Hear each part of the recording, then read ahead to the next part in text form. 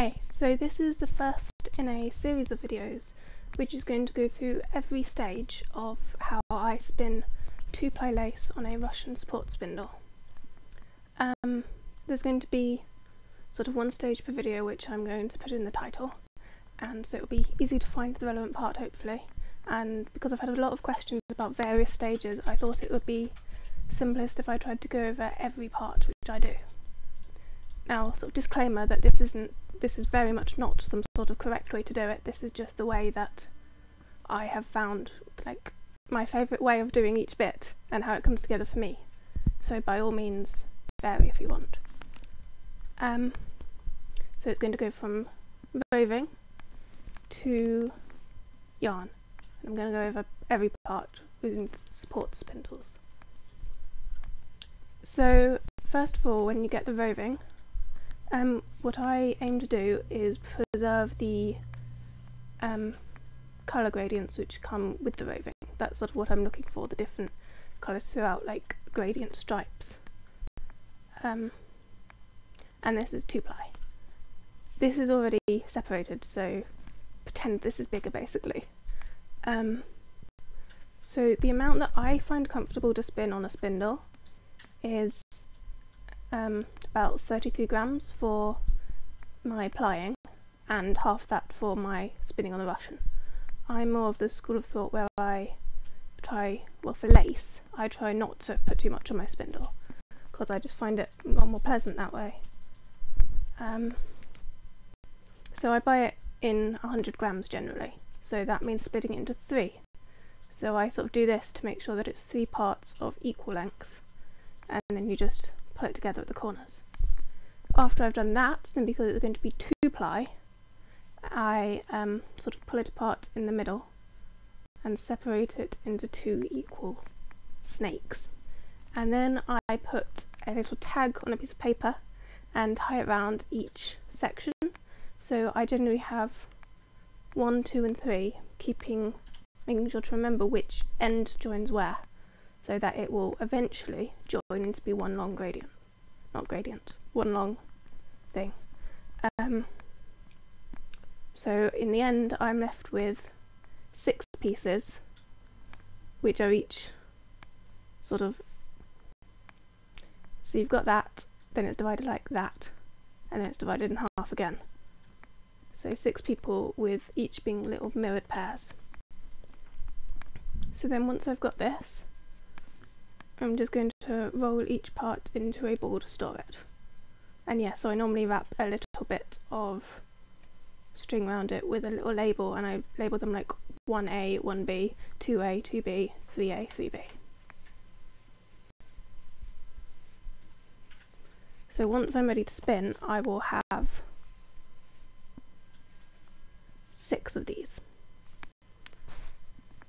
So I take one of these and I have my spindle. I've had a lot of people asking how you start off with a spindle, given that there's no, with a Russian spindle particularly, given that there's no sort of particularly obvious place you attach the wool. So first off I'm going to do the sensible way, which is where you already have a piece of string ready. Doesn't have to be any particular sort. What I've done personally is get some cotton thread, which I use for all my fibre crafts when I need a bit, like I tie skeins with it and things. The only important bit is if you are going to tie things with it, or if you're using like light coloured wool, don't use like a piece of yarn which is likely to leak, because the only problem I've had with it was once when I tied some white undyed yarn with some coloured yarn, and then it went in to be soaked, and it did not end up as white uncoloured yarn. So everyone's spindles look slightly different generally, so there isn't sort of a correct way to do it. For me there's a bit of a dent here, so I'm just going to tie that round.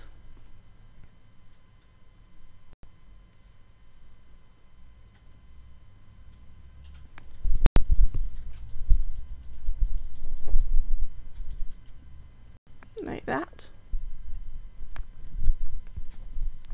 I'm going to do this in a granny's knot so I can undo it later if I need to.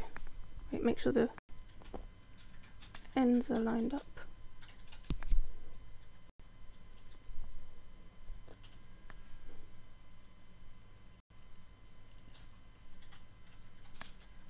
Sorry, my hands are a bit shaky.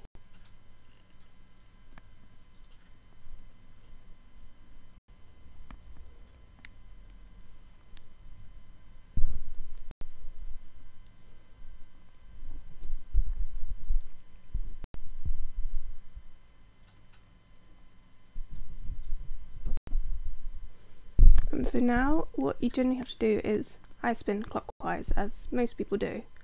Like, it's generally just going to turn, so what you've just got to do is sort of wrap it round a couple of times, maybe sort of hold the end with your thumb and then wrap it down, and then it's the tightness which stops it from spinning, pretty much. So then you do that, so it wraps round to the top. I should have cut this a bit longer, it's quite short. And then draft off a little bit on the end so it's easier to start.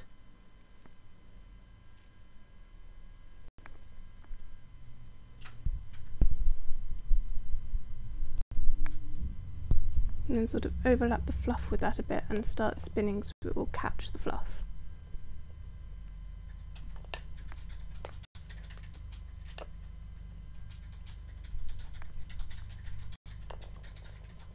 And then you can start drafting.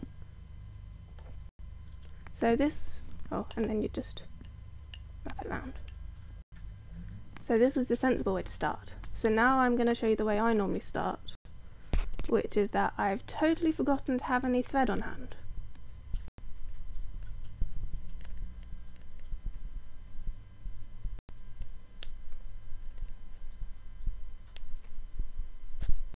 Oof.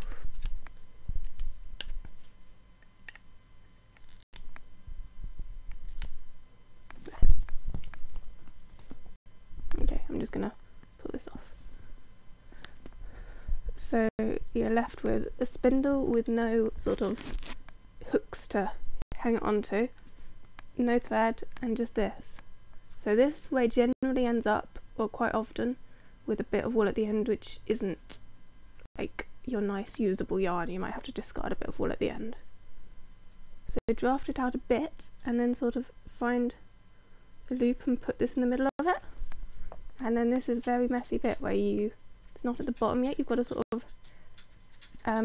hold it on with your fingers where you wrap it round and gradually draft it out, and you'll gradually have more thread, and as you have more thread, work this down so will eventually be enough to wrap it going from the base of the spindle.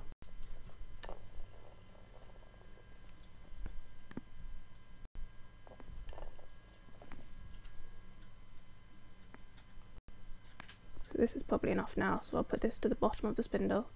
I quite like the groove in mine because it sort of stops it working its way up. I think most of them have some sort of groove, but it's not the end of the world if it doesn't.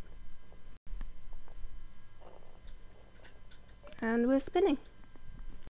Now, I'm not going to give tips on the actual spinning because I've already done a video on that before, and that's probably more comprehensive than this would be. Because I sort of, at that time, I'd sort of been reading some problems people have been having, so sort of potential problems are at the top of my mind. If you have any questions, then by all means post them, and I might either answer by comment. If you post them soon, I might answer them in a later video. So now I spin until I reach the end of this ball.